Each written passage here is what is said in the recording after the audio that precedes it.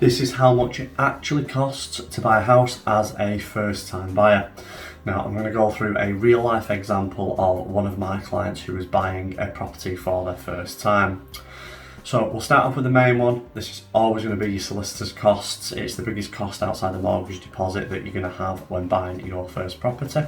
For this one, my client paid £1,491 for the legal work involved in buying a property.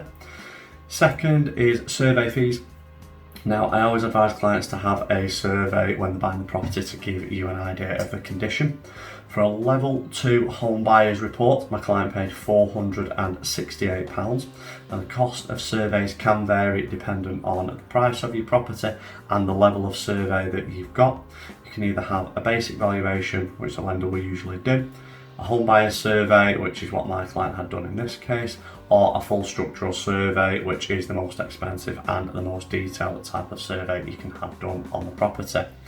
Next is mortgage fees. Now, with this particular client, there was no product arrangement or product fee for the mortgage. There was a £17 administration fee for the lender to transfer the funds across to the solicitor. Now, mortgage product fees do vary. They tend to be around about £995. Usually you can add them to the cost of the mortgage, or you can pay them up front, whichever is the best option for you depending on your circumstances. My client bought the property with a 10% deposit, so they put 10% down and then the remaining mortgage balance was 90%. So that's the main costs involved in generally buying your first property. As my client was a first-time buyer, there was no stamp duty associated with the purchase. First-time buyers currently get $425,000 as a 0% rate of stamp duty. So if you're buying a property less than £425,000, you won't pay any stamp duty. If you're buying on, so if you're selling and buying your next property, you don't pay any stamp duty currently on the first £250,000 of the purchase. After that, it goes up in a percentage basis, depending on the overall price of the property will depend on what you pay.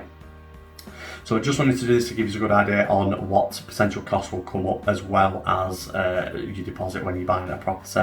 I have got a first time buyer's guide as well. If you drop me a quick email, I will send that over to you. It goes through the overall steps of what's involved with buying your first property to give you a good idea.